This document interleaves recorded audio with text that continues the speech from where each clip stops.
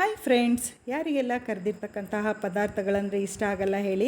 ಅದರಲ್ಲೂ ಬೋಂಡ, ಬಜ್ಜಿ, ಹಿಟ್ಟು ಹಚ್ಚಿದ ಮೆಣಸಿನ್ಕಾಯಿ ಇರಬಹುದು, ಅಥವಾ ಗೋಬಿ ಮಂಚೂರಿ, ಪನ್ನೀರ್ ಮಂಚೂರಿ, ಬೇಬಿ ಕಾರ್ನ್, ಈ ಥರ ಯಾವುದೇ ರೀತಿಯಾದಂತಹ ಕರೆದಿರ್ತಕ್ಕಂತಹ ಡೀಪ್ ಫ್ರೈ ಆಗಿರ್ತಕ್ಕಂತಹ ಪದಾರ್ಥಗಳಂದರೆ ತುಂಬಾ ಇಷ್ಟಪಡ್ತಾರೆ. ಬಟ್ ಡೀಪ್ ಫ್ರೈ ಅಂದ ತಕ್ಷಣ ಎರಡೆರಡು ಸಲ ಯೋಚನೆ ಮಾಡ್ತೀವಿ ಅಲ್ವಾ?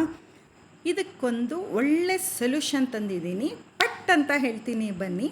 ನಾನಿಲ್ಲಿ AMC ಅವರ ಕಡಾಯಿಯಲ್ಲಿ ನಾನಿವತ್ತು ಗೋಬಿ ಮಂಚೂರಿ ಮಾಡ್ತಾಯಿದ್ದೀನಿ. ಕಡಿಮೆ ಎಣ್ಣೆಯಲ್ಲಿ ಗೋಬಿ ಮಂಚೂರಿ ಕರೆದಿಟ್ಟಿದ್ದೀನಿ. ನೋಡ್ತಾ ಇರಬಹುದು ನೀವು, ಸ್ವಲ್ಪನೂ ಎಣ್ಣೆ ಅನ್ನಿಸ್ತಾ ಇಲ್ಲ.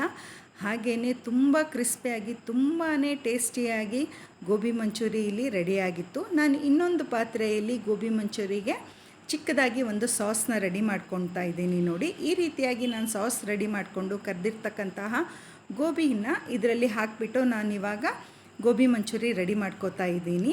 ನೀವು AMC ಅವರ ಪಾತ್ರೆಯನ್ನು ಒಂದು ಸಲ ಬಳಸಿ ಆಮೇಲೆ ನೀವೇ ಹೇಳ್ತೀರಾ, ಖಂಡಿತವಾಗ್ಲೂ ವಿತೌಟ್ ಆಯಿಲ್, ವಿತೌಟ್ ವಾಟರಲ್ಲಿ ಯಾವ ರೀತಿಯಾಗಿ ನಾವು ಅಡುಗೆಗಳನ್ನು ಮಾಡ್ಕೋಬಹುದು ಅಂತಂದು.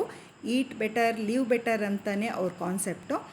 AMC ಕುಕ್ವೇರ್ಸ್ ಬಗ್ಗೆ ನೀವು ತಿಳ್ಕೋಬೇಕು ಅಂತಂದರೆ ನಾನು ಡಿಸ್ಕ್ರಿಪ್ಷನ್ ಬಾಕ್ಸಲ್ಲಿ ಅವರ ಕಾಂಟ್ಯಾಕ್ಟ್ ನಂಬರ್ನ ಕೊಟ್ಟಿರ್ತೀನಿ. ನೀವು ಅವರಿಗೆ ಕಾಂಟ್ಯಾಕ್ಟ್ ಮಾಡ್ಕೊಂಡ್ಬಿಟ್ಟು ಹೆಚ್ಚಿನ ಮಾಹಿತಿಯನ್ನು ತಿಳ್ಕೊಬಹುದು.